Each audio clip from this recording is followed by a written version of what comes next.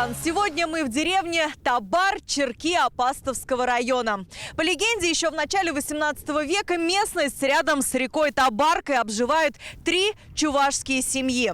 Над рекой всегда вился рой комаров, или по-татарски «щерки». Отсюда и название Табар-Черки. Есть еще одна легенда. Табарку облюбовали утки-чорки. Первые упоминания о деревне Табар-Черки были еще в документах о Волжской Булгарии. Местные жители занимались земледелием, скотоводством, охотой, бортничеством. Славится деревня своими сакральными местами. В середине деревни у нас вот до сих пор сохранился, и ежегодно летом во время праздника Семик у нас старушки-старожилы совершают обряды жертвоприношений в честь дождя, в честь урожая. Это у нас первый сакральный объект, который мы называем Керемет-Карды. Здесь приносили жертвоприношения и приносят злому духу Керемет.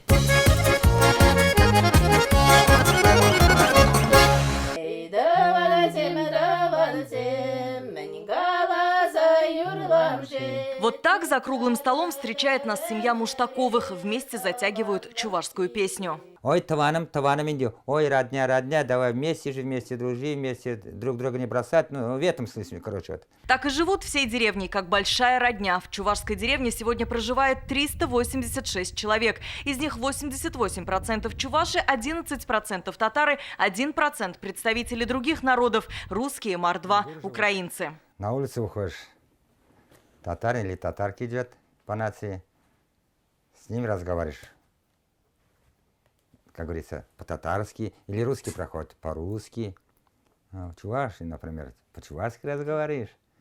Такой же межнациональный колорит и на столе. Рядом с чувашскими пирожками, русскими соленьями, татарская губадия. Когда к нам приедут из Чувашии, тоже очень любят мои родственники. Татарский пирог с рисом и изюмом называют его здесь, а к нему и татарская песня.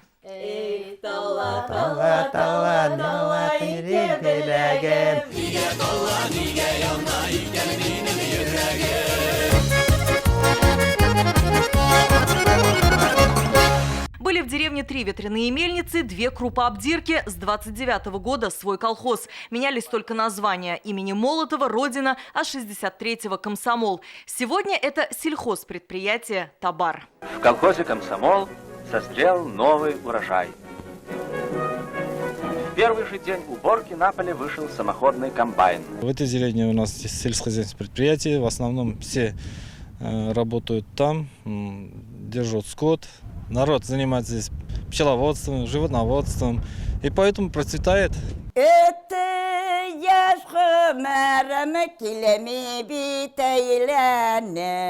Лизавида Картапова всю свою жизнь проработала ветеринаром в колхозе «Комсомол». Сегодня она почетный житель деревни. В этом году отметит 80-летний юбилей. Говорит, дружат с семьями испокон веков. Наши чувашские деревни и татарские люди, а мы всех любим. И татары мы одинаково, и чуваши. Вот это чувашский национальный напиток – сыра.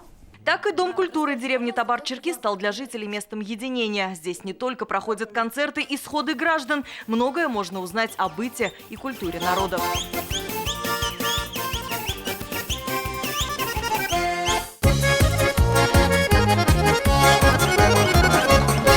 А в школе продолжают учить на специальном стенде слова на разных языках мира. К примеру, «Родина» на чувашском будет «щершив», «спасибо» – «тафтапущ», а «семья» – «щемье». Любовь к друг другу начинают закладывать с детства, со школьной скамьи. В Табар-Черкийской школе сегодня обучаются 69 учеников. Старожилы, жители села, они способствуют тому, чтобы вот дети росли такими дружными, чтобы не было никакой национальной розни. Дети, это от того, что вот любят все вот эти и русские, и татарские, и чувашские языки, видно даже из того, что вот родной сейчас язык выбирают же дети, какой нужен. Вот дети чувашской национальности свободно выбирают родной татарский язык для изучения. Мы этому рады. И праздники тоже общие. На одном из них, Масленице, побывали и мы.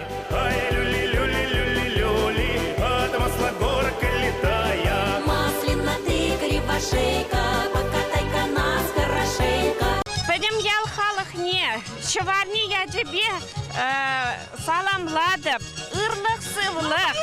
Келейсу надо. Бурнеге пысык-пысык. Праздник поздравлять то вообще. Ырлах, сывлах, келей.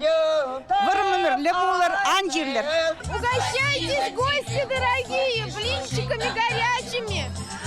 Рания, какая масленица-то без блинов? Можно, да, угоститься? Такие вкусные. Рания, нас только ждут на лошади, предлагают прокатиться. Бежим! Масленица блиноеда, Масленица жироеда, масленица пируха. Масленица обмануха. Олег Ирудинов, Игорь Романов, ТНВ, Апастовский район.